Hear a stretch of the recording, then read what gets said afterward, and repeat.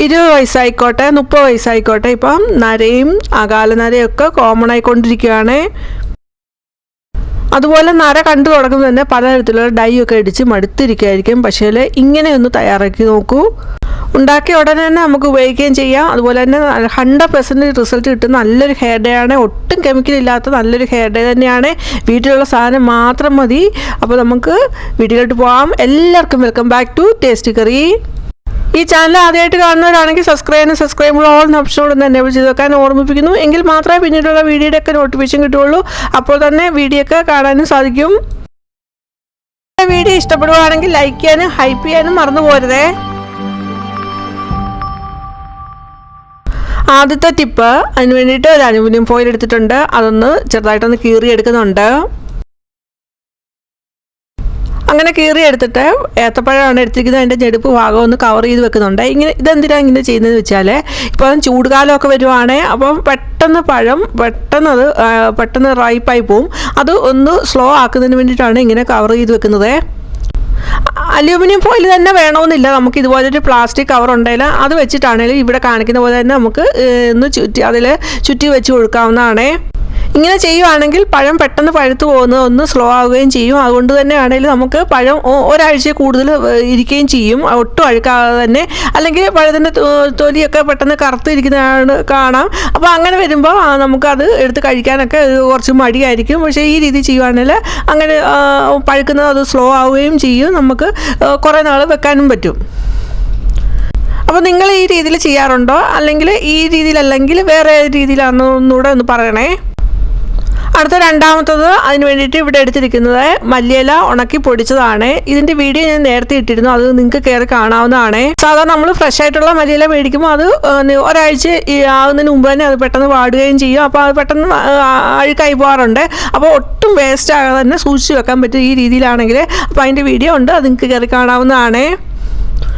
ഇപ്പോൾ ഉണക്കി പൊടിച്ചെടുത്ത ആ മല്ലിയിലയാണ് ഞാൻ ഇപ്പോൾ കറികളിനകത്ത് ചേർത്ത് കൊടുക്കുന്നത്. അപ്പോൾ നമുക്ക് ഇങ്ങനെ വെച്ചിട്ടുണ്ടെങ്കിൽ നമുക്ക് കറികളിൽ ചേർത്ത് കൊടുക്കാവുന്നതാണ്.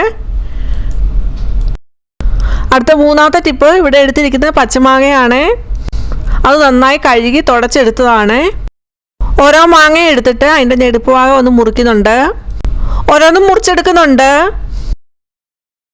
മാങ്ങ അധികം മൂത്തിട്ടില്ല, എളുപ്പമായിട്ടുള്ള മാങ്ങയാണ്. അപ്പോൾ അതിൻ്റെ മാങ്ങയുടെ ആണെങ്കിലും അധികം ഹാർഡായിട്ട് വന്നിട്ടില്ല. അങ്ങനെ ഓരോ മാങ്ങയും എടുത്ത് മുറിച്ച് വെക്കുന്നുണ്ട്. അപ്പോൾ എടുത്തിരിക്കുന്ന മാങ്ങയെല്ലാം ഒന്ന് മുറിച്ചിട്ട് അതിൽ നിന്ന് ആ മാങ്ങാണ്ടിയും സെപ്പറേറ്റ് ആക്കിയിട്ടുണ്ട്. ഇപ്പോൾ മാങ്ങയെല്ലാം ഒന്ന് നീളത്തിൽ ഒന്ന് മുറിച്ചെടുത്തിട്ടുണ്ട്. എന്നിട്ട് മാങ്ങാണ്ടിയും സെപ്പറേറ്റ് ആക്കി എടുത്തിട്ടുണ്ട്. നമുക്ക് മാങ്ങാണ്ടി വേണമെന്നുണ്ടെങ്കിൽ അതിൽ തന്നെ വെക്കാവുന്നതാണ്, ഇളക്കി മാറ്റണ്ട. ഇപ്പോൾ ഞാനിവിടെ ഇത് ഇളക്കി മാറ്റിയിട്ടുണ്ട്.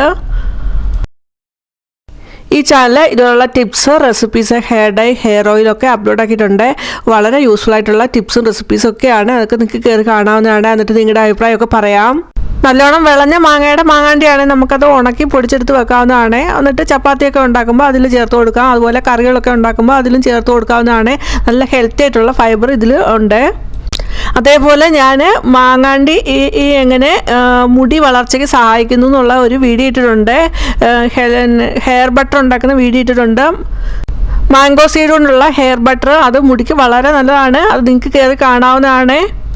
ഇപ്പോൾ നമ്മൾ നീളത്തിൽ അരിഞ്ഞു വെച്ച മാങ്ങ ഓരോ കഷ്ണവും എടുത്തിട്ട് ചെറിയ ചെറിയ പീസുകൾ ഇതുപോലെ ആക്കി എടുക്കാവുന്നതാണ്. ഒത്തിരി അങ്ങ് ചെറുതാക്കണ്ട, ഒരു ഇവിടെ കാണുന്ന പോലുള്ള വലുപ്പത്തിലാണ് മുറിച്ചെടുക്കാവുന്നതാണ്. നമ്മൾ പല രീതിയിൽ മാങ്ങ സ്റ്റോർ ചെയ്ത് വെക്കാറുണ്ട്. പച്ചമാങ്ങ എങ്ങനെ സ്റ്റോർ ചെയ്യാമെന്നുള്ള വീഡിയോ ഇട്ടിട്ടുണ്ട്, അത് കയറി കാണാവുന്നതാണ്. എന്നിട്ട് നിങ്ങളുടെ അഭിപ്രായം പറയാം. അതുപോലെ നിങ്ങൾ എങ്ങനെയാണ് സ്റ്റോർ ചെയ്തതെന്നുള്ളതോട് പറയാനും മറന്നു പോരുതേ. ഇപ്പോൾ ഇനി മാങ്ങയുടെയും ചക്കയുടെയൊക്കെ സീസൺ ആവുകയാണല്ലോ.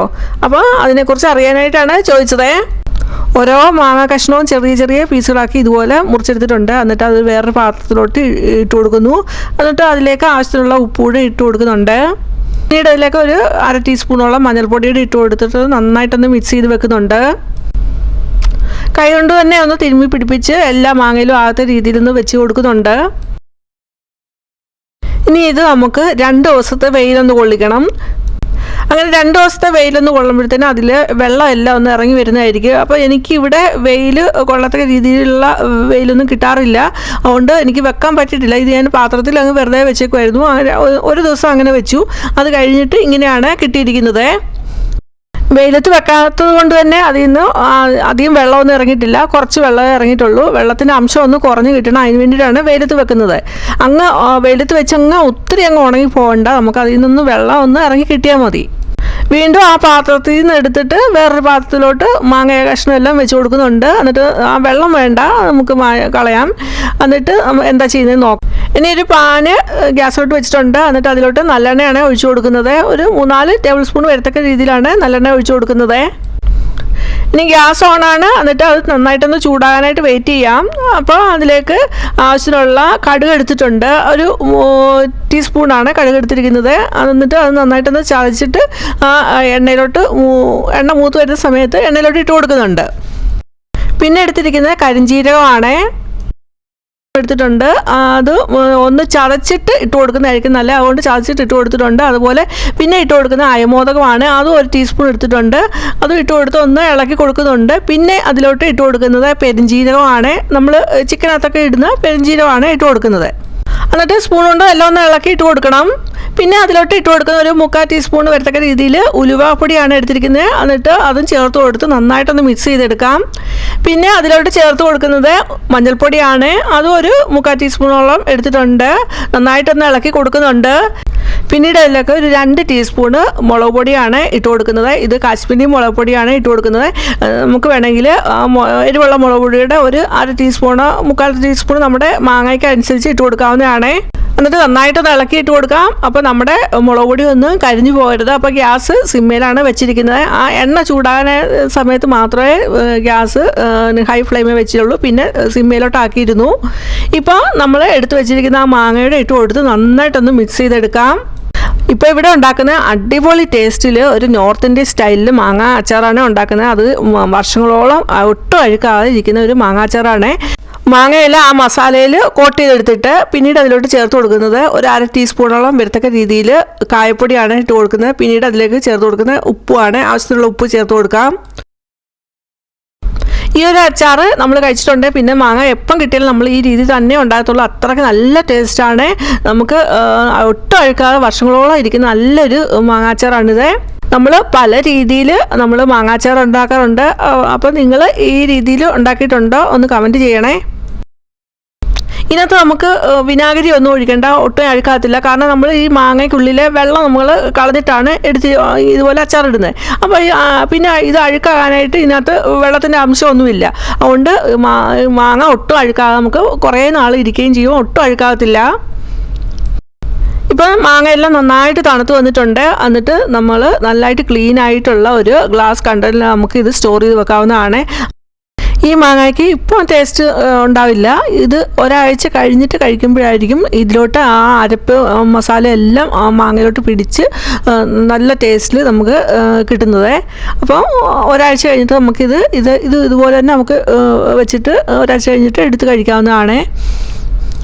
ഇതൊന്നും ഉണ്ടാക്കി നോക്കിയിട്ട് അഭിപ്രായം പറയാനും മറന്നു പോകരുത് കേട്ടോ. അടുത്ത 4ാമത്തെ ടിപ്പ്, പ്രായഭേദം തന്നെ എല്ലാവരും ഫേസ്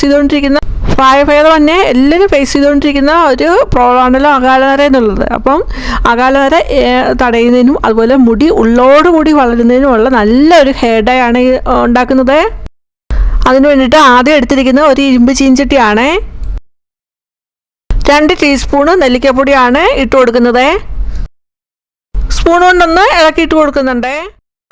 അത് കഴിഞ്ഞിട്ട് ഗ്യാസിലോട്ടൊന്ന് വെച്ച് കൊടുത്ത് ആ നെല്ലിക്കപ്പൊടി ഒന്ന് ചെറുതായിട്ടൊന്ന് ചൂടാക്കി എടുക്കുന്നുണ്ട്. അപ്പോൾ ചൂടാക്കുമ്പോൾ നന്നായിട്ടൊന്ന് സ്പൂൺ ഉപയോഗിച്ച് നമുക്കൊന്ന് ഇളക്കിയിട്ട് കൊടുത്തുകൊണ്ടിരിക്കാം. അപ്പോൾ ആ നെല്ലിക്കപ്പൊടി ചൂടാകുന്നതനുസരിച്ച് അതിൻ്റെ നേച്ചർ മാറി വരുന്നതായിട്ട് നിങ്ങൾക്ക് കാണാവുന്നതാണ്. നരച്ച മുടി സ്വാഭാവികമായിട്ട് കറുപ്പിക്കാൻ നെല്ലിക്ക വളരെ നല്ലതാണ്. നെല്ലിക്കാപ്പൊടി നമ്മൾക്ക് ഇരുമ്പ് ചട്ടിയിലിട്ട് വറുത്ത് കരിയാക്കിയിട്ട് വെളിച്ചെണ്ണയിലോ വെള്ളത്തിലോ കലർത്തി നമുക്ക് മുടിയിൽ പുരട്ടി കൊടുക്കുകയാണെങ്കിൽ മുടിക്ക് നല്ല നിറം കിട്ടുന്നതായിരിക്കും, നല്ല കറുപ്പ് നിറം കിട്ടുന്നതായിരിക്കും. അതേപോലെ നെല്ലിക്കാപ്പൊടി മൈലാഞ്ചിയും കൂടെ ചേർത്ത് നമുക്ക് ഹെയർ ഡൈ ആയിട്ട് ഉണ്ടാക്കി മുടിയിൽ ഉപയോഗിക്കാവുന്നതാണ്. നെല്ലിക്ക മുടി കൊഴിച്ചിൽ കുറയ്ക്കുന്നതിനും അതുപോലെ താരം മാറ്റുന്നതിനും അകാലനര തടയുന്നതിനും ഒക്കെ സഹായിക്കുന്നുണ്ട്. അതുപോലെ മുടിയുടെ ആരോഗ്യത്തോടുള്ള വളർച്ചയ്ക്കും സഹായിക്കുന്നുണ്ട്. നെല്ലിക്കാപ്പൊടി അല്ലെങ്കിൽ നമുക്ക് നെല്ലിക്കയുടെ നീര് തൈരിലോ കറ്റാർവാഴ ജെല്ലിലോ ചേർത്ത് നമുക്ക് മുടിയിൽ ആഴ്ചയിലൊരിക്കൽ നമുക്ക് മുടിയിൽ ഒന്ന് അപ്ലൈ ചെയ്ത് കൊടുക്കാവുന്നതാണ്. മുടി നല്ലതായിട്ട് വളരുന്നതിന് സഹായിക്കുന്നതാണ്.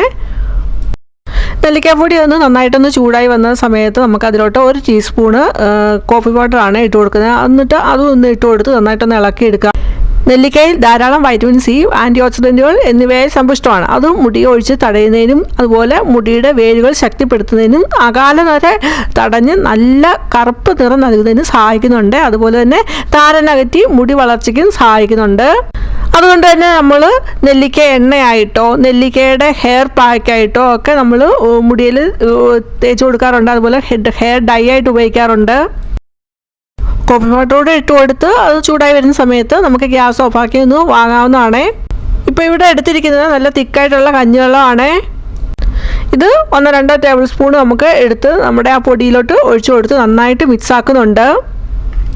കഞ്ഞിവെള്ളം നമ്മൾ ചേർത്ത് കൊടുക്കുന്ന സമയത്ത് അത് കൂടി പോകാതിരിക്കാനായിട്ട് പ്രത്യേകം ശ്രദ്ധിക്കണം. ഒത്തിരി അങ്ങ് കൂടി പോയാലും മുടിയിൽ നിന്ന് ഒഴിച്ചിറങ്ങുമല്ലോ, അപ്പോൾ ഒന്ന് കുഴഞ്ഞ് കിട്ടിയാൽ മതി. എന്നിട്ട് നമ്മൾ ഈ കഞ്ഞിവെള്ളം ഒഴിച്ചു കൊടുത്തിട്ട് നന്നായിട്ട് മിക്സാക്കി എടുക്കണം. ആ പൊടി വകയെല്ലാം നന്നായിട്ട് മിക്സായി ഇതിൽ വരണം. നമ്മൾ കാപ്പിപ്പൊടി കൂടെ നെല്ലിക്കപ്പൊടിയിലോട്ട് ചേർത്ത് കൊടുത്തല്ലോ, അപ്പോൾ അങ്ങനെ ചേർത്ത് കൊടുത്ത് മിക്സ് ചെയ്തെടുക്കുന്ന സമയത്ത് ആ മുടിക്ക് നല്ല ഒരു സ്വാഭാവികമായിട്ടുള്ള കടും കറുപ്പ് കളർ കിട്ടുന്നതിന് സഹായിക്കുന്നുണ്ട്. നമ്മളിതിൽ കഞ്ഞിവെള്ളം ചേർത്ത് കൊടുത്തല്ലോ. ഇത് കഞ്ഞിവെള്ളം ആണെങ്കിൽ നാച്ചുറലായിട്ടുള്ള റെമഡിയാണ്. ഗ്രേ ഹെയറിന് അതേപോലെ മുടിയുടെ വളർച്ചയ്ക്കും സഹായിക്കുന്നുണ്ട്. അതെങ്ങനെയാണെന്ന് വെച്ചാൽ ഇതിൽ amino acid, vitamin B, E, minerals ഒക്കെ അടങ്ങിയിട്ടുണ്ട്. ഇത് മുടിയെ നറിഷ് ചെയ്യുന്നതിന് സഹായിക്കുന്നുണ്ട്. അതുപോലെ ഫെർമെൻറ്റഡ് ആയിട്ടുള്ള റൈസ് വാട്ടർ ആണെങ്കിൽ പ്രിമച്ചർ ഗ്രേ ആണെങ്കിൽ സ്ലോ ആക്കും. അതുപോലെ തന്നെ മുടിയുടെ ഹെയർ ഫോളിക്കിൾ നല്ല സ്ട്രെങ്തൻ ആക്കുകയും അതുപോലെ മുടി നല്ലതായിട്ട് ഷൈനിങ് ചെയ്യുന്നതിന് സഹായിക്കുന്നുണ്ട്. ഇതൊക്കെ നമ്മൾ മുടിയിൽ അപ്ലൈ ചെയ്ത് കൊടുക്കുമ്പോൾ നമ്മുടെ മുടിയുടെ നേച്ചർ അനുസരിച്ച് വേണം നമ്മളിത് മുടിയിൽ തേച്ച് കൊടുക്കാനും. അതുപോലെ നമ്മൾ റെഗുലറായിട്ട് ഉപയോഗിച്ചാൽ മാത്രമേ നമുക്ക് 100% റിസൾട്ട് കിട്ടുകയുള്ളൂ. ഇപ്പോൾ കഞ്ഞിവെള്ളത്തോടെ ചേർത്ത് നന്നായിട്ട് മിക്സ് ചെയ്തെടുത്തിട്ടുണ്ട്. ഇനി ഒരു അരമണിക്കൂർ കഴിഞ്ഞിട്ട് മുടിയിൽ നമുക്ക് അപ്ലൈ ചെയ്ത് കൊടുക്കാവുന്നതാണ്. കാപ്പിപ്പൊടി നെല്ലിക്കാപ്പൊടിയുടെ ആണല്ലോ നമ്മൾ ചേർത്ത് കൊടുത്തത്. അതുകൊണ്ട് തന്നെ മുടിക്ക് നല്ല കറുപ്പ് നിറമാണ് കിട്ടുന്നത്. ചെമ്പിച്ചൊന്നും പോകത്തില്ല, നല്ല കറുപ്പ് കളർ കിട്ടും. നമുക്കിത് ഒരു 6 മണിക്കൂർ മാറ്റി വെച്ചിട്ടാണേലും അത് കഴിഞ്ഞിട്ടാണേലും മുടിയിൽ ഇത് അപ്ലൈ ചെയ്ത് കൊടുക്കാവുന്നതാണ്.